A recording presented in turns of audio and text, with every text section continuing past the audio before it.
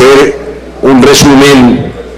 breve pero amplio de este proyecto que ya conocen todos,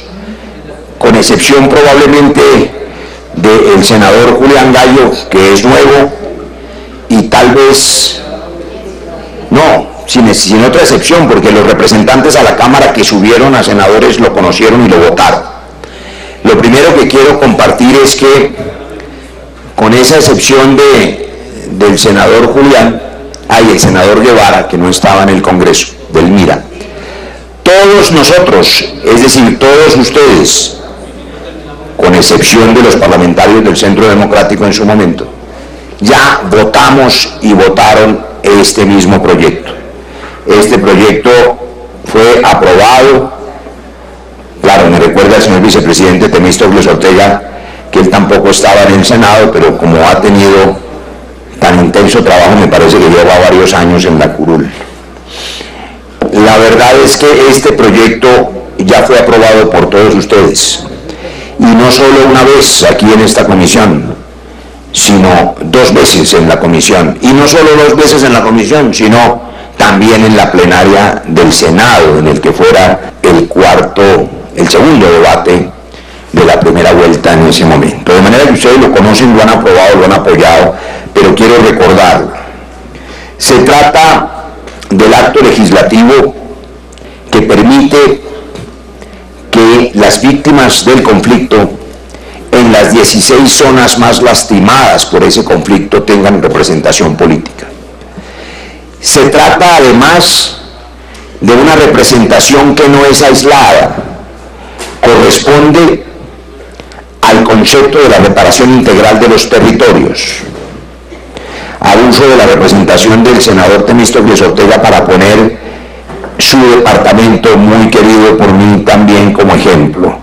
El departamento del Cauca es, si no la más, una de las regiones más golpeadas por todas las violencias desde el inicio de la República, desde el asesinato de Sucre, desde las guerras de Mosquera y Obando, desde las 19 guerras civiles del siglo XIX, todas ellas, desde el alzamiento del Quintín Lame,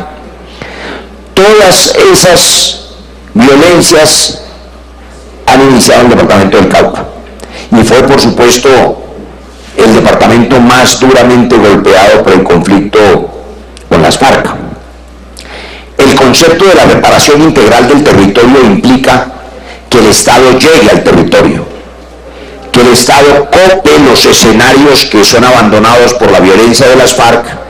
y no permita que haya otras organizaciones ilegales que copen el territorio. Pero además que el Estado cumpla con el deber que no ha sido cumplido jamás. El Estado colombiano nunca ha ocupado todo el territorio, jamás, ni desde las épocas republicanas en estos 200 años y mucho menos antes en la colonia y la conquista. La mitad de Colombia ha sido ocupada por colombianos que han sido una especie de diáspora, de migración espontánea, procesos de colonización como el que vimos en el Caquetá, a donde estuvimos el día de ayer, pero toda la colonización antioqueña del eje cafetero y la colonización de la costa pacífica por cuenta de otras violencias relacionadas con la esclavitud que hasta bien entrado el siglo XX todavía ocurría en esas regiones. Entonces, se trata de que el Estado llegue al territorio. Esa concepción de reparación integral la ofrezco como concepto para que podamos despejar las dudas que quizá de buena fe, en algunas ocasiones no tanto, se han sembrado sobre este proyecto, porque se repite como un mantra publicitario, y lo anticipo, que estas curules son para las FARC. No tienen nada que ver, no solo no son para las FARC, sino que este acto legislativo prohíbe que sean para las FARC como partido político, y no solo para las FARC, sino para cualquiera que haya sido desmovilizado de organizaciones que hayan estado al margen de la ley o que hayan sido insurgentes. Una propuesta que no contenía el proyecto original, pero que fue propuesto por el Centro Democrático en su momento y que en aras de que fuese aprobada fue recogida por los ponentes, aunque con eso no obtuvimos finalmente el voto del Centro Democrático. Y lo decíamos porque en el caso de otras insurgencias como el M-19, el hecho de que no pudieran acceder, y de hecho no podrán hacerlo, a estas cules, pues generaba una contradicción con los derechos políticos adquiridos de personajes conocidos como Antonio Navarro o el hoy senador Gustavo Petro. Pero esa contradicción está superada en la ponencia porque recogimos la original iniciativa del Centro Democrático y por supuesto eso despeja aún más esa duda. No es cierto que estas curules sean para las FARC ni para ningún partido político, son para las víctimas. Y entonces el acto legislativo recoge una iniciativa del Partido Radical en su momento, particularmente del senador Germán Barón Cotrino y del senador Galán en su momento. Y es que solamente pudieran inscribirse como candidatos organizaciones con un mínimo de 3 años de existencia antes de la correspondiente elección, para que no falsearan la representación con organizaciones piratas o recién hechas o hechizas y se camuflaran allí. Tenían que ser y tienen que ser organizaciones de víctimas, todas ellas, organizaciones de víctimas de todo tipo de victimarios, organizaciones también de víctimas de las FARC, o de víctimas de agentes del Estado, o de víctimas de paramilitares, de víctimas del ELN, en fin, de víctimas del conflicto, que existen 3 años antes de la correspondiente elección. También está claro que esa elección se refiere a personas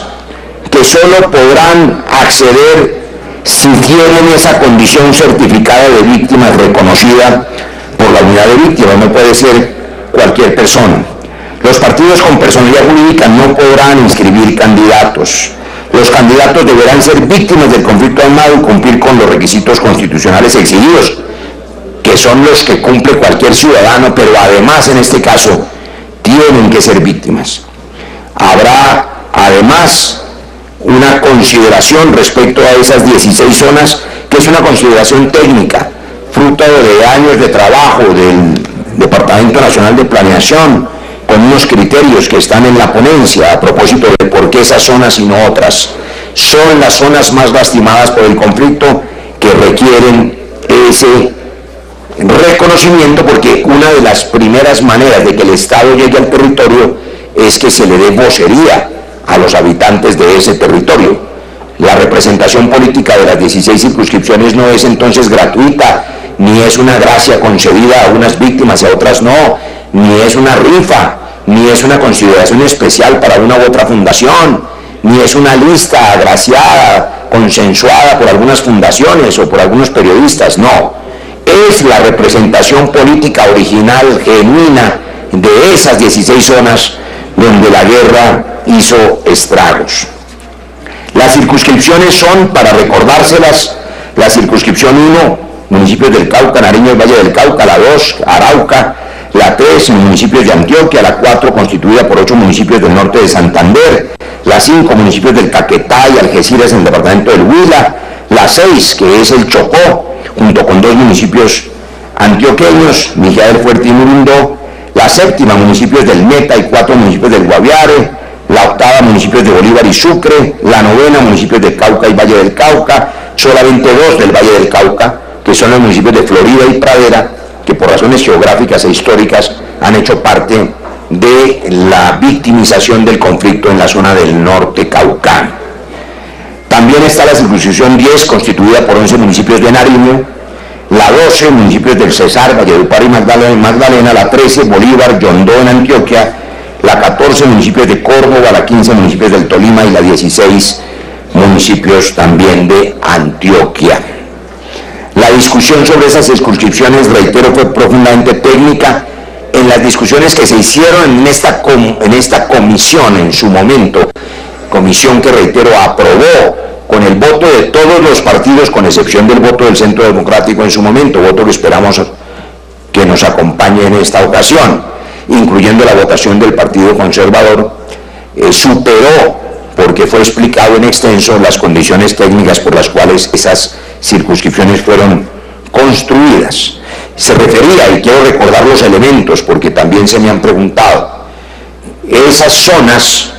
fueron seleccionadas y cumplían requisitos según su grado de afectación del conflicto, intensidad de la confrontación armada, victimización reconocida, cultivos de uso ilícito y otras economías ilegales en la zona, niveles de pobreza, debilidad de la institucionalidad administrativa y capacidad de gestión, índice de pobreza multidimensional rural, esfuerzo integral de cierre de brechas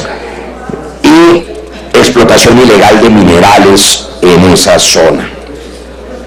Las condiciones de aprobación de estas circunscripciones, una vez que fueron negadas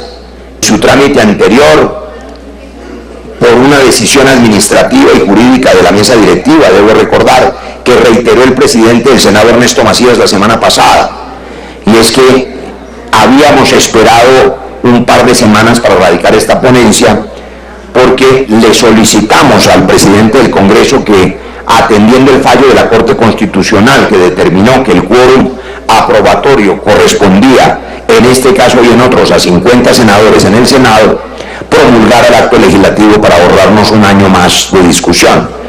Él decidió, en su leal saber y entender y usando su legítima autoridad, que no, rechazó nuestra petición. Por esa razón,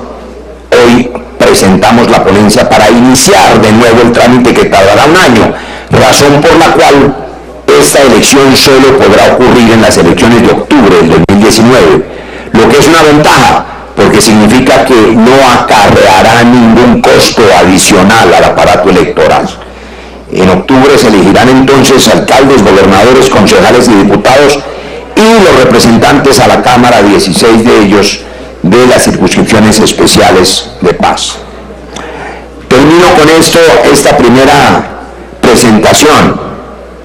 con un mensaje primero a las bancadas que amablemente han firmado esta ponencia, que son todas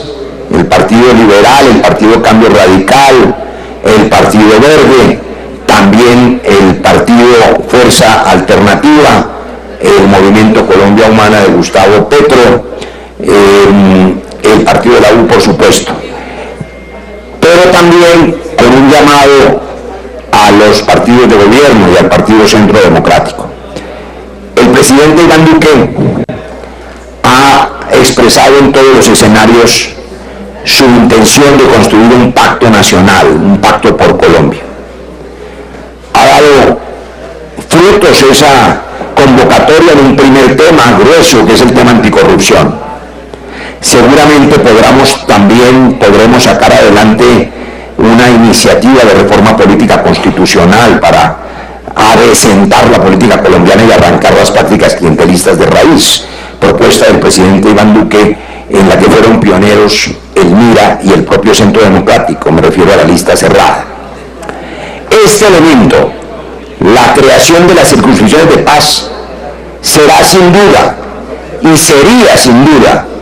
un elemento muy importante, un mensaje muy positivo del partido de gobierno, del Partido Centro Democrático, del Partido Constructor, por su naturaleza de las mayorías, para que le dijéramos a Colombia que en verdad hay voluntad de reconocer los derechos de las víctimas en esas zonas, lo que no riñe en absoluto con ninguno de los postulados de la campaña y luego el programa de gobierno del presidente recién elegido. Nunca se opuso él en su campaña a que las víctimas en estas circunscripciones tuviesen esa representación, y en cambio sería una muy buena manera de avanzar en una relación política con mínimos acuerdos, una relación política independiente y autónoma como la que el presidente ha planteado frente al Congreso. Solo se puede hacer sobre temas. Ha dicho, y le asiste razón, el nuevo y joven presidente, que la relación con el Congreso no tendrá nada que ver con transacciones, y ha hecho uso del eufemismo mermelada para significar que no será ese el componente de la relación con el Congreso. No solamente lo celebramos, sino que reconocemos que tiene la libertad para hacerlo. La participación electoral presidencial de los 10 millones de electores que lo eligieron y de los 8 millones que votaron en contra fue absolutamente independiente, libre, espontánea, liberada de las maquinarias. Nada le debe a ningún partido. De manera que la única manera de hacer acuerdos de gobernabilidad